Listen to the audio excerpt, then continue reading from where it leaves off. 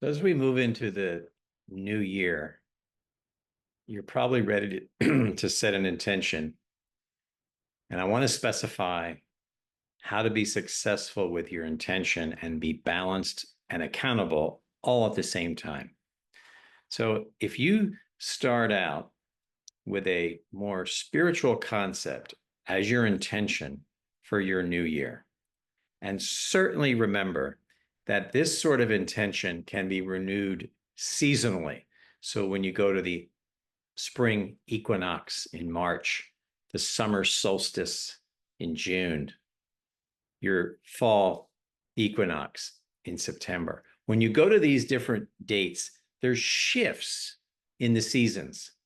And at each one of those shifts, there's a time to renew, refresh, recalibrate, look back on your goals, see how they're working out. So just remember that you don't just have to make this one big New Year's resolution and have that hold you for the whole year. So when you think of the internal state of mind, that's ultimately what's going to make you feel the happiest. So if you go for compassion, as my example, you want to be a more compassionate person, then you might specify that. You might specify that to be compassionate to yourself, compassionate to coworkers, family members, just society in general. The world always has tensions in it. Wherever that compassion's directed, you'll notice that you almost can't go wrong when you focus on this, right? Who's going to complete compassion? Is there a contest for who's the most compassionate, right?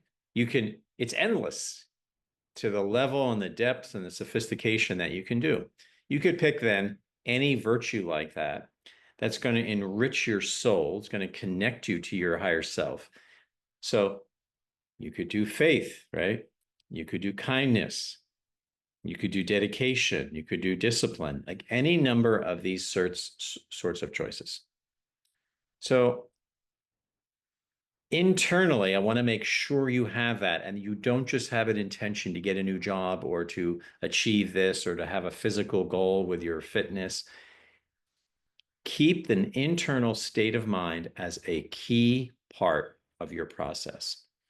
Then balance it so that it doesn't just stay in the idea phase. Balance it with really reasonable goals. We use a very common chart in the psychological field in our yoga therapy, something called SMART goals. Some of you will have heard about this. So I'm going to read them off my list here. Specific.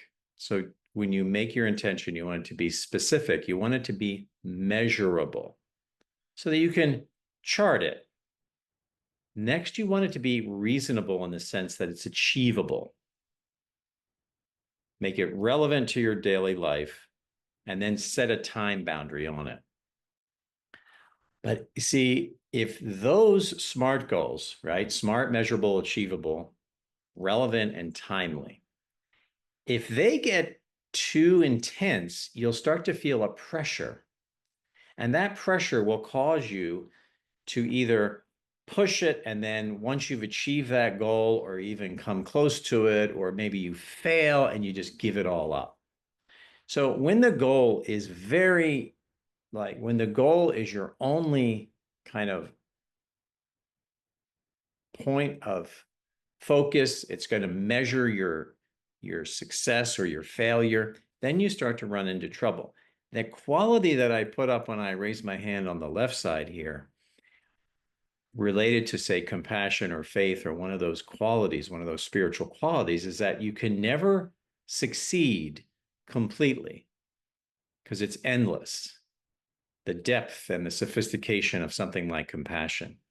But you also can't necessarily fail because even when you stumble, you can learn more about compassion from the time that you could have been more compassionate. So now for the next time, you'll do better. So if you hold the tangible goals with an inner spiritual goal and you let the two work together, you let this not fly off into the clouds and just be words, and you let this not chain you to some specific thing that you're not going to be flexible with because the goal of compassion would be endless.